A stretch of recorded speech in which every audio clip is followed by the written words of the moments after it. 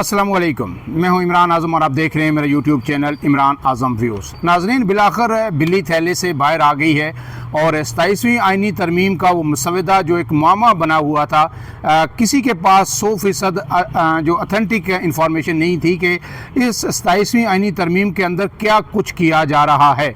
तो वो मसवदा अब जो है आज सुबह जो है कैबिनेट का एक इजलास हुआ। वज़ीर आज़म ने बाकू से होते हुए जो है वीडियो लिंक के ज़रिए उसको चेयर किया और पहले कैबिनेट ने उसकी मंजूरी दी। उसके बाद वो मसवदा जो है सेनेट ऑफ पाकिस्तान में पेश किया गया। वज़ीर कानून आज़म नज़ीर तारण ने वो पेश किया और उसके बाद जो मुतल्लिका कानून और इंसाफ की पार्लिमानी कमेटी थी जो सेनेट की और कौमी असम्बली की मुश्तरका तौर पर उनके हवाले कर दिया गया है। और अब जब मैं आपसे बात कर रहा हूँ तो इस वक्त जो उस कमेटी का मुश्तरका इन हाउस इजलास जारी है, वहाँ पे साफ़ियों को जाने की जो है इजाज़त नहीं है और इन कैमरा सेशन के अंदर उस पर जो है डिस्कशन हो रही है। अब इसके चीदा नकात आपके सामने रख देते हैं कि क्या जो स्पेकुलेशन थी वही हुआ या उससे हटकर कुछ हुआ है। इससे पहले आपसे गुजारिश कि अगर आप मेरे चैनल पर नए हैं तो इमरान आज़म व्यूज़ को सब्सक्राइब कीजिए और बेल का निशान ज़रूर दबाइए ताकि आपको वीडियोज़ बर वक्त मिलती रहें। तो जनाब जो चेयरमैन सेनेट हैं सैयद यूसुफ रज़ा गिलानी, उनके ज़ेर सदारत ये आज का इजलास हुआ और उसमें ये मसवदा 27वीं आइनी तरमीम का जो है आइनी तरमीमी बिल 2025 के नाम से जो है वो टेबल किया गया और उसके अंदर जो आम तरीन तरामीम की गई हैं उसमें आर्टिकल 243 जिसके बारे में पहले से कहा जा रहा था कि इसके अंदर तरमीम होगी, लेकिन तरमीम क्या होगी ये चीज़ जो है 100% किसी के पास है वो अथेंटिक, क्योंकि ड्राफ्ट नहीं था इसलिए बात भी नहीं हो सकती थी, सिर्फ स्पेकुलेशन थी। अब वो ड्राफ्ट आ गया है तो इसमें जो तरामीम हुई हैं वो आपके सामने रख देता हूँ। इसमें जनाब सबसे पहले तो ये किया गया है कि army chief general Syed Asim Munir जो इस वक्त आर्मी चीफ भी हैं, जो इस वक्त फील्ड मार्शल भी हैं, उन्हें एक इजाफी ओहदा दे दिया गया है और ये ओहदा है चीफ ऑफ डिफेंस फोर्सेस यानी CDF। ये एक नया ओहदा उन्हें दे दिया गया है आर्मी चीफ के साथ। इसके साथ साथ जब ये ओहदा दे दिया गया है तो फिर जो chairman joint chiefs of staff committee का जो ओहदा है वो अब ख़त्म कर दिया गया है और ये ओहदा ख़त्म होगा 29 नवंबर को जब मुद्दत पूरी हो रही है मौजूदा chairman joint chiefs of staff committee general Shahid Shamshad Mirza की, तो उसके बाद ये ओहदा नहीं होगा। गोया ये जो चीफ ऑफ डिफेंस फोर्सेस होंगे ये तीनों मुसल्लह अफवाज की अब कमांड भी इनके पास होगी और तीनों मुसल्लह अफवाज जो है वो इनके मातहत अब काम करेंगी। अब इसके साथ साथ जनाब जो फील्ड मार्शल है उनको कौमी जो हीरो का एक दर्जा दिया गया है और उनके लिए ताहयात जो है मराद और ओहदा भी ताहयात होगा। ताहयात से मराद ये है कि ये जो चीफ जो फील्ड मार्शल हैं ये नहीं होगा कि ये सारी ज़िंदगी जो है फील्ड मार्शल के ओहदे पर एक्टिवली तैनात रहेंगे। जब उनके आर्मी चीफ की मुद्दत पूरी होगी तो वो अपने ओहदे से रिटायर हो जाएंगे बशर्ते अगर उन्हें जो है मज़ीद एक्सटेंशन ना मिली। उनके जो ओहदे की मुद्दत है, क्योंकि आर्मी एक्ट में तरमीम करके मैंने आपको पहले भी बताया कि 3 से 5 साल आर्मी चीफ के ओहदे की मुद्दत कर दी गई थी, तो अब उनको ये नवंबर के अंदर 3 साल पूरे हो रहे हैं और 2 साल की मज़ीद यानी उन्हें तोसी जो आर्मी एक्ट के अंदर दे दी गई है उसका अब एक नोटिफिकेशन भी होना है। हो सकता है वह हो सकता है उसकी ज़रूरत ही ना पड़े, लेकिन अब उनकी जो मुद्दत है बायसियत आर्मी चीफ वो नवंबर 2027 तक होगी। गोया जो चीफ ऑफ डिफेंस फोर्सेस का जो ओहदा है वो अब उनके पास 2027 तक रहेगा और अगर 2027 में उनको फिर एक मरतबा एक्सटेंशन दे दी जाती है, तोसी कर दी जाती है उनकी मुद्दत में, तो फिर वो 2032 तक भी उनकी मुद्दत जा सकती है। लेकिन अगर उनकी तोसी नहीं होती और वो 2027 नवंबर के अंदर रिटायर हो जाते हैं तो फिर ये जो फील्ड मार्शल का ओहदा है वो ताहयात उनके पास रहेगा, यानी जब तक वो बाहयात हैं वो ये वर्दी पहन सकते हैं और जिस भी किसी फंक्शन के अंदर अगर वो शिरकत करेंगे तो वो 5 स्टार जनरल की हैसियत से वो वहाँ पे शिरकत करेंगे।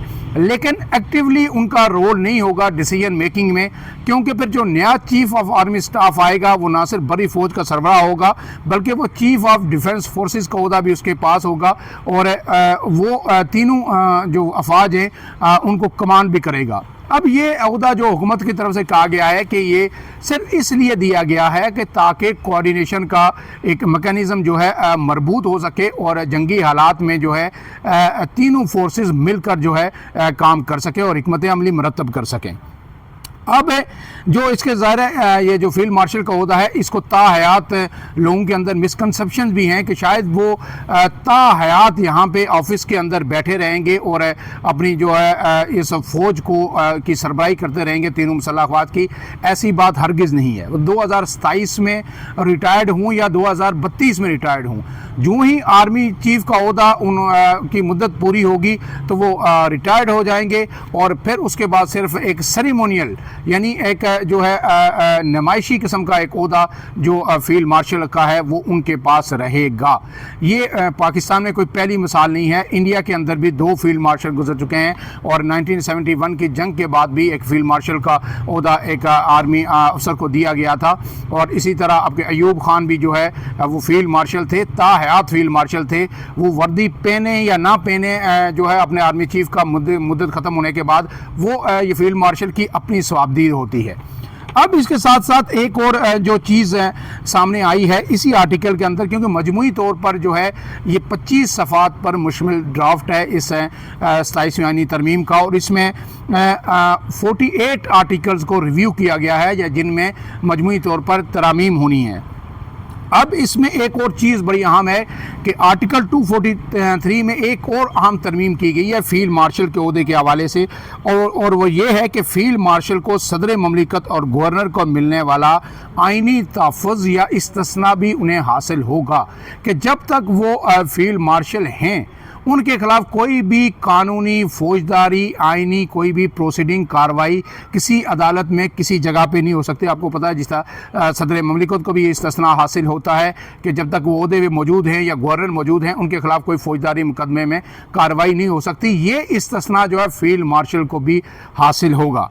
लेकिन इसके साथ साथ जो चीज़ है कि दौरान सर्विस यानी मैंने जिस तरह आपको बताया कि कोई भी मुकदमा उनके खिलाफ नहीं चल सकेगा और ना ही कोई अदालत उन्हें तलब कर सकेगी। अब इसका मतलब क्या है कि ज़ाहिर फील्ड मार्शल का ओहदा ताहयात उनके पास रहेगा। तो अगर जिस तरह कोर्ट मार्शल हो रहा है जनरल फैज़ अमीन का, इस तरह के कोई एलिगेशंस हों तो क्या उनके ख़िलाफ़ फिर भी कोई कार्रवाई नहीं हो सकती, फिर भी जो कोई इस्तिस्ना नहीं हो सकता। जिस तरह फ़र्ज़ किया कोई भी इल्ज़ाम उन पर लगता है कि उन्होंने आइन की खिलाफ वर्जी की, तो जब वो फील्ड मार्शल का आर्मी चीफ नहीं रहेंगे या चीफ ऑफ डिफेंस फोर्स नहीं रहेंगे तो उसके बाद भी उनके खिलाफ कार्रवाई नहीं हो सकती। तो ऐसा नहीं है। वज़ीर कानून ने भी वाज़ेह किया है कि उसके लिए फिर एक पार्लियामेंट्री प्रोसीजर जो है अडॉप्ट करना पड़ेगा, बिल्कुल उसी तरह जिस तरह इम्पीचमेंट होती है सदर ममलिकत की या मुआखज़ा होता है। उन्होंने ये वाज़ेह किया कि उनके खिलाफ अगर कोई भी फौजदारी कानून अगर चलाना है या उनसे ये टाइटल वापस लेना है फील्ड मार्शल का जो ताहयात है, तो वो सदर या वज़ीर आज़म कोई फ़ैसला नहीं करेंगे। वो चीज़ पार्लियामान के अंदर आएगी और पार्लियामान अगर अक्सरियत के साथ उसका फ़ैसला कर लेता है तो फिर उनसे वो टाइटल वापस भी हो सकता है ताहयात का, और उनके खिलाफ कोई अगर फौजदारी मुकदमा या प्रोसीडिंग शुरू होनी है तो वो फिर हो सकती हैं। अब ये चीज़ तो क्लियर हो गई। इसके बाद जनाब दूसरी बात जो आई है वो आर्टिकल 175 है। एक और अहम चीज़ थी, इसमें भी जो है तरमीम की गई है और तरमीम के तहत सुप्रीम कोर्ट के साथ साथ एक और आइनी अदालत अलग से बनाने की तजवीज़ है। पहले भी आपको बताया था कि आइनी कोर्ट तो मौजूद है इस वक्त सुप्रीम कोर्ट के अंदर, लेकिन अब मुकम्मल तौर पर एक अदालत जो है अलग से बनाई जाएगी। इसके साथ साथ जो है ये वफाकी आइनी अदालत जो है ये इस्लामाबाद के ज़ाहिर अंदर कायम होगी और चीफ जस्टिस जो होगा वफाकी आइनी अदालत का उसकी मुद्दत मुलाजमत 3 साल होगी, जबकि इस आइनी अदालत के अंदर जो भी जज हैं 7 होंगे या 9 होंगे, उनकी जो उम्र है वो 68 बरस यानी 68 ईयर्स जो है कर दी गई है। 68 ईयर्स में वो जाके रिटायर्ड होंगे। इसके साथ साथ जो आइनी अदालत का एडवाइजरी दायरा कार है वो भी मुतय्यन किया जाएगा। ज़ाहिर आइनी तमाम मामलात जितने भी हैं वो यहाँ पे आएंगे। इसके साथ साथ ये भी कहा गया है कि आर्टिकल 189 में भी तरामीम की गई हैं और आइनी अदालत के फैसले तमाम अदालतों पर लाजिम होंगे।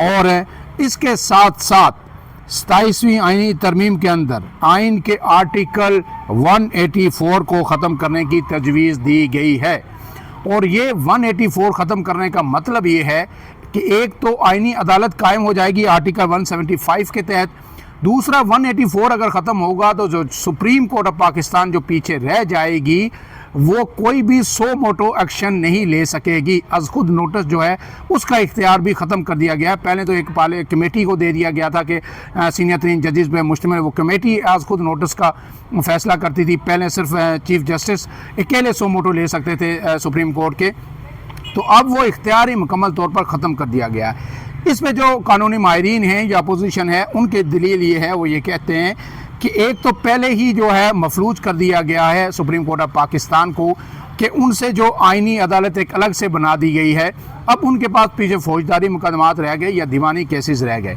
और साथ साथ जब आपने उनसे आज खुद नोटिस जो बुनियादी इंसानी हकूक़ के बेशुमार मामलात आते थे उस पर अदालत फौरी तौर पर आज खुद नोटिस लेती थी और जो हुकाम थे उनको तलब करती थी तो लोगों को रिलीफ मिलता था, तब वो भी अब आज खुद नोटिस का इख्तियार भी ख़त्म कर दिया गया है। तो ये अदलिया की आज़ादी पर कदगन लगाने के मुतरादिफ होगा। अब इसके साथ साथ जो जजेस की तकर्री ट्रांसफ़र का जो एक तरीक़ाकार था उसको भी रिवाइव किया गया है और उसमें जो आर्टिकल 175A में जजेस की तकर्री के लिए नया तरीक़ाकार तजवीज़ किया गया है। जुडिशल कमीशन में वफाकी आइनी अदालत और सुप्रीम कोर्ट दोनों के चीफ जस्टिस शामिल होंगे। जो जुडिशल कमीशन है उसमें नई जो आइनी अदालत बनेगी इसके चीफ जस्टिस और जो सुप्रीम कोर्ट ऑफ पाकिस्तान के चीफ जस्टिस होंगे वो भी शामिल होंगे। इसके साथ साथ जो सुप्रीम जुडिशल काउंसिल की भी तश्कील नो के ज़रिए दोनों अदालतों के चीफ जस्टिस बतौर रुकन शामिल होंगे। जो सुप्रीम जुडिशल काउंसिल है उसमें भी ये दोनों चीफ जस्टिस आइनी अदालत के और सुप्रीम कोर्ट के बतौर रुकन शामिल होंगे। इसके साथ साथ आर्टिकल 206 में तरमीम के बाद सुप्रीम कोर्ट या आइनी अदालत में तकर्री से इनकार पर जज रिटायर सवर होगा। अगर फ़र्ज़ किया किसी जज को आप सुप्रीम कोर्ट के अंदर भेजते हैं या किसी हाई कोर्ट के अंदर ट्रांसफ़र करते हैं और वो इनकार कर देता है, या सुप्रीम कोर्ट के किसी जज को आईनी अदालत में भेजते हैं, यहाँ से उठा के सुप्रीम कोर्ट के अंदर भेजते हैं, वो कहता है कि मैं नहीं जाता, तो फिर जो है इसको उस जज को रिटायर्ड सवर किया जाएगा, वो जबरन वो जज जो है रिटायर्ड हो जाएगा। अब इसके साथ साथ ये भी कहा गया है कि जो जजेस की ट्रांसफ़र होगी उसमें जो दोनों चीफ जस्टिस साहिबान हैं जहाँ से जिस हाई कोर्ट से वो जा रहे हैं या जिसके अंदर जा रहे हैं, दोनों जो चीफ जस्टिस हैं वो भी जुडिशल कमीशन के अंदर जो है इस शामिल होंगे। इसके साथ साथ जो आखिरी एक चीज़ है कि आइन के आर्टिकल 93 में भी तरमीम की गई है और उसके ज़रिए वज़ीर आज़म को 7 मशीरों की तकर्री का इख्तियार दिया गया है, जबकि आर्टिकल 130 में तरमीम के ज़रिए वज़राए आला के मशीरों की तादाद में भी इजाफ़ा किया जा सकेगा। ये जो कुछ चीज़ा नकात थे जो आपके सामने रखे हैं, उसमें मशीरों की तादाद में इजाफ़ा करने की दलील ये दी गई है कि बेशुमार जिस तरह नए शोबे अब दुनिया में आ रहे हैं, आर्टिफिशियल इंटेलिजेंस का है, क्रिप्टो करेंसी का है, तो ज़ाहिर है जो अरकान आते हैं असम्बली के अंदर वो ज़ाहिर एक्सपर्ट्स नहीं होते, टेक्नोक्रेट्स नहीं होते, ज़्यादा वो माहिरीन नहीं होते, तो बाहर से ज़रूरत पड़ती है कि जो नए तकाज़े हैं उनके मुताबिक ज़्यादा से ज़्यादा टेक्निकल लोगों को इंडक्ट किया जाए। तो वो इलेक्टेड लोग नहीं होते, तो फिर ज़रूरत पड़ती है, लेकिन एक कानूनी कदगन होती है कि आप इतने मशीर से ज़्यादा तैनात नहीं कर सकते। तो उस कदगन को ख़त्म करके मशीरों की तादाद चाहे सूबों में हो या वफाक में, इसको बढ़ाया गया है। अब ये ज़ाहिर है बिल जो है 2/3 अक्सरियत इस वक्त जो इत्तेहादी हैं उनके पास मौजूद है, लेकिन ये कमेटी के अंदर बिल मौजूद है और कमेटी अब इसको डिस्कस करेगी और तवक्को ये की जा रही है कि 14 नवंबर से पहले ये बिल जो है पास हो जाएगा। और इसके बाद जो है जो आर्मी चीफ़ हैं वो ना आर्मी चीफ़ के साथ साथ वो चीफ़ ऑफ डिफेंस फोर्स भी हो जाएंगे और तीनों जो हैं फोर्सेस वो उनके मातहत आ जाएंगी।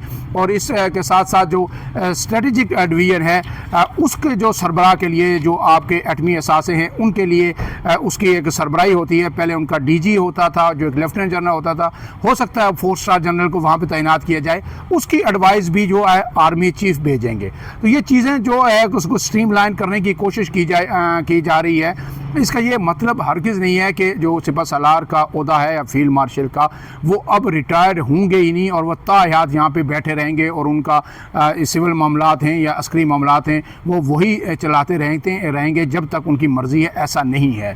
जो ही आर्मी चीफ़ की उनकी मुद्दत है अगर फ़र्ज़ किया उनको मज़ीद 5 साल की जो नोटिफिकेशन 2 साल का नहीं होता, एक्सटेंशन तो आर्मी जो कोड है उसके अंदर हो गई है और 5 साल 3 साल उनके हो गए हैं, 2 साल उनको उस वजह से जो तरमीम हुई है उसमें उसकी वजह से उन्हें मिल गए हैं।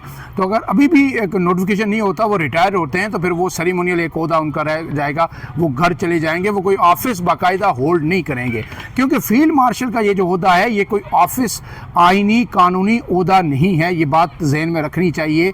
एयर चीफ को भी इस तरह का ओहदा दिया जा सकता है, नेवल चीफ को भी दिया जा सकता है, और ये सारे एजाजी ओहदे होते हैं और ये ताहयात रहते हैं, लेकिन ये सेरेमोनियल होते हैं। जो ही इनके असल ओहदे की मुद्दत ख़त्म होगी तो ये साथ ये भी जो है बेवकूफ़ हो जाएगा ओहदा, और असल पावर जो आर्मी चीफ होगा उसके पास होगी, या चीफ ऑफ डिफेंस फोर्सेस का ओहदा भी उसके पास होगा। ये दोनों ओहदे वो इंजॉय करेगा। फ़िलहाल के लिए इतना ही। इमरान आज़म को दीजिए इजाज़त। अल्लाह हाफ़िज़।